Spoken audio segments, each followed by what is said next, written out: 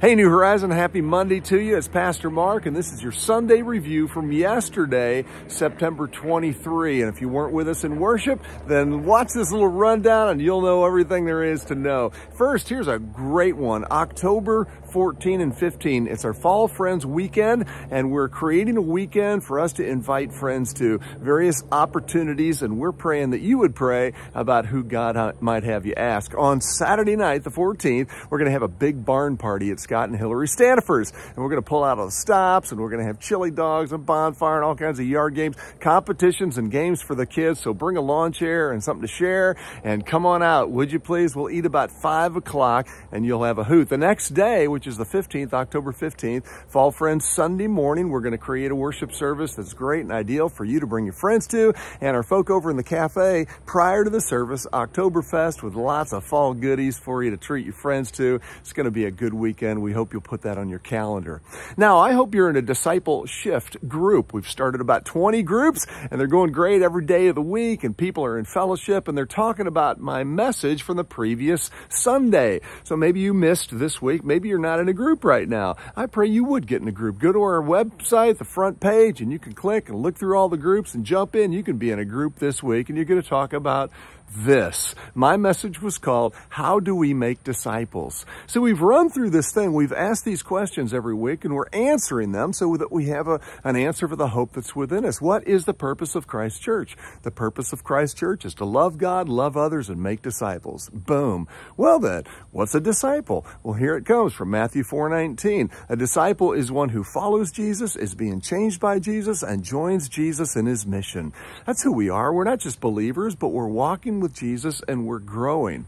Okay, well, how do we then, New Horizon, how do we make disciples? How do we replicate and that sort of thing? Well, easy answer. We follow Jesus.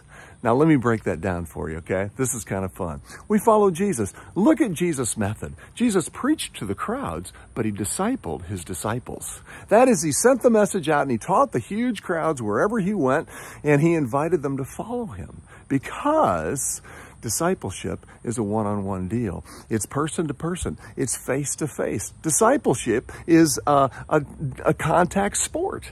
And Jesus would bring people into his proximity, and they'd meet for dinners, and they'd meet with his disciples, and that kind of, and Jesus would work in their souls, and he would make disciples of them.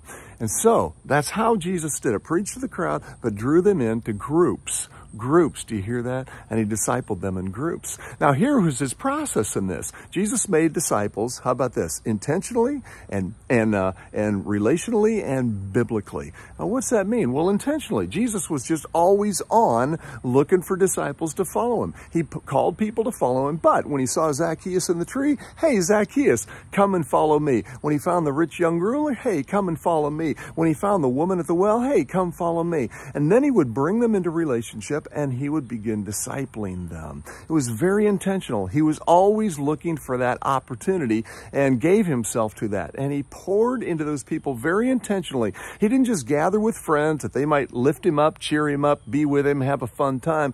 He gathered with people so he could invest in them, pour into them. That was the intentionality of Christ. And so New Horizon, we need to be very, very intentional about making disciples. It doesn't happen by accident. We have churches all across the nation who make a lot of converts, but then don't take the next step to help people grow in their faith, to make disciples out of those believers. So Jesus made disciples intentionally and then relationally. He called them into relationship with himself, as I've said.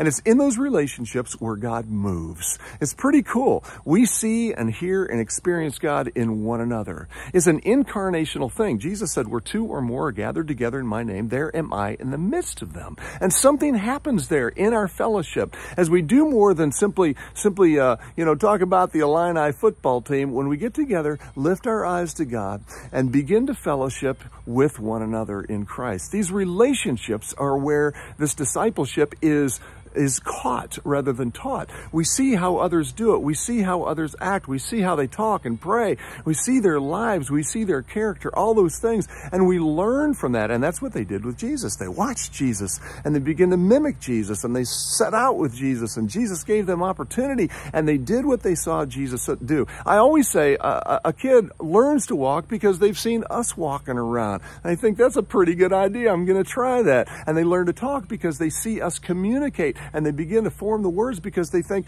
yeah, I need to learn how to do that stuff too. That happens in a relationship. And there's no better way to grow as a disciple than in relationship with other people, which is why we're doing groups. So Jesus made disciples intentionally, relationally, and biblically. Well, what does that mean? Well, it means that Jesus taught the scriptures, and Jesus is the scriptures. As Jesus spoke, he was speaking the words of God, and they brought those into their heads, and then they kind of crock-potted those things, and all the juices got flowing, and it moved from their head to their heart. And it was there that God began to transform their hearts and lives. This whole process results in not head knowledge only, but down here, what I like to call in the squishy. It's in the squishy of our souls where we begin to apprehend the things of God and appropriate the things of God. We put language to these spiritual things. We grow in the scriptures, learning from Jesus in the scriptures, learning who Jesus is in the scriptures, learning to metabolize the scriptures. That is, just take in the nutrients of the scriptures, and then our body works it out to our soul, and we become disciples of Jesus Christ. Friends, that's how we make disciples, intentionally, relationally, and biblically. And I want to give a name to this process. We call this in more kind of a formal way as spiritual formation. Not just information. We think all we got to do is dump in the information. Somehow we're going to become disciples. This is formation. And Jesus knew this. He was forming the hearts of 12 people that he would send out to form the hearts of more, to form the hearts of more. And generation after generation after generation of spiritual formation, here we are today as disciples of Christ. So we have to give ourselves to this. Jesus invites us into this discipleship process that he might form our hearts. We're being conformed to the image of Christ. That's what the scriptures say.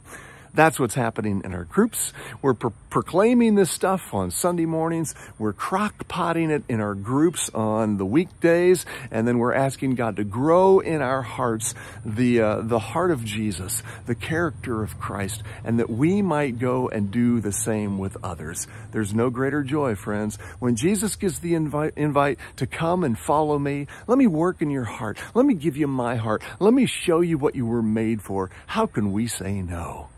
Let's be those disciples, shall we? Let's be those disciple makers. I look forward to seeing you in groups this week. Next week is what we're going to talk about. What's the fruit of a disciple's life? I want to crack this bad boy open. I want you to see this. I want you to be drawn to it. So I hope to see you then. God bless you all. Have a wonderful week. Bye-bye.